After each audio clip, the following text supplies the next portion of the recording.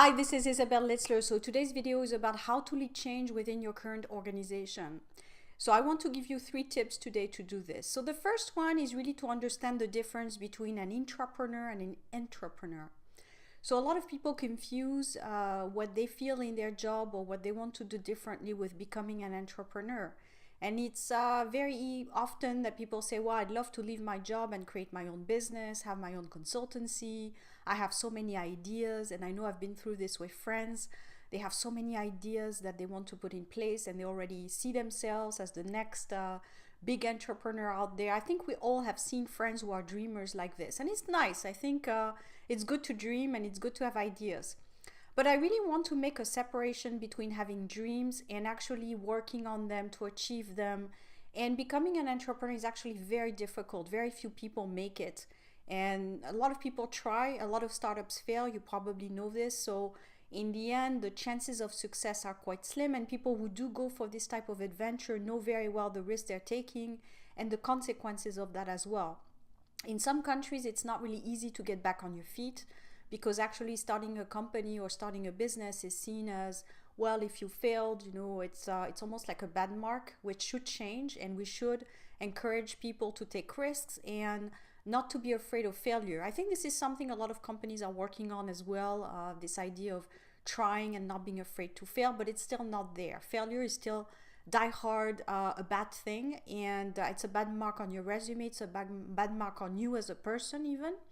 And it can create a lot of sadness, a lot of frustration. So becoming an entrepreneur, going for the entrepreneurship can be a very, very difficult decision that will really affect your life. So I propose something that's an intermediate, which is an intrapreneur. And that's something also people can do within their own companies without leaving.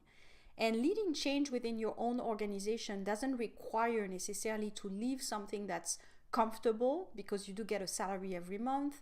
Actually, people tend to enjoy usually having a team, people to ask questions to. I know it's not easy once you're an entrepreneur, you don't have that anymore. So in the end, I think most people would agree that they like the benefits of working for a company, having a team around you, resources, experts, being able to ask questions, having the security. There's a lot of positives. Usually the negative is more, well, I don't really feel like I'm used as much as I could be, and I'm bringing as much value as I could, and I'm making a difference. So it's more about how people are functioning within the company. And this is something you can start yourself. I'm really about making the change starting with you. So my second tip to you would be, start with small steps to make the change within your own organization. So one example of that is to voice what it is that you're looking for. So if your plan is really to get to learn more basically and to bring more value, just show this to your boss. Go to your boss and say, I want to do more. I want to be more involved with this project. I want you to trust me to go to meetings for you. I know I've done that many times when I replaced my boss in meetings. That was a way for me to see what type of issues were coming up, and to learn how things work at the next level. So one very easy way is to do those kinds of things. You can also volunteer to go on task force and things like that. So those are just examples, very easy examples. But I think it goes back to communication. What do you say around you? Are you showing that you're involved and that you want to do more? Sometimes people are stuck with very undesirable tasks. So one that I can think of is spreadsheets and filling out spreadsheets. I've done so much of that. Also documents in general, reports. I think a lot of corporations are suffering from this still, even though there's a lot of tools now that can automate, but people don't necessarily think about it. And that's what you have to remember.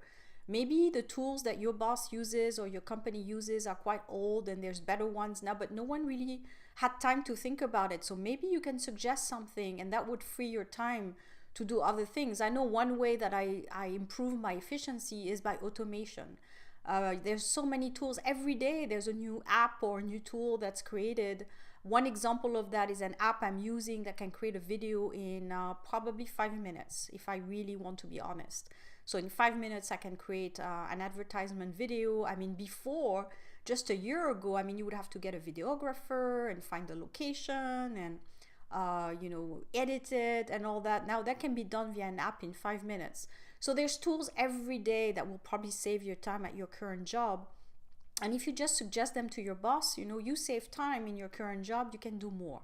So that's one concrete example, because I'm always very concrete when I talk about things like efficiency and leading change, which tend to be a little bit abstract for most people.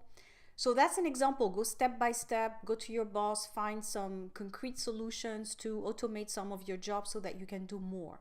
That's one way leading you to your promotion. And the third one is to show your career ambitions around you. So when you go to a meeting, you can voice that you're interested in taking on more, as I was saying earlier.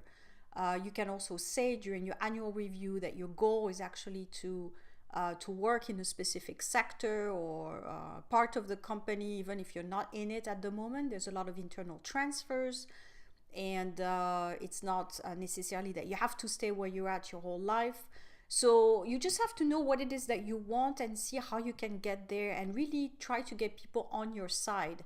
And it starts with your boss, then it starts with the head of the department, and maybe human resources. If everyone knows what you're looking for, then they will keep you in mind when they have an opening or a promotion. So that's how to do it, is basically voice it, be clear about it, and then you will see you will probably get some results. So I hope this video was helpful. As usual, feel free to comment. Talk to you soon.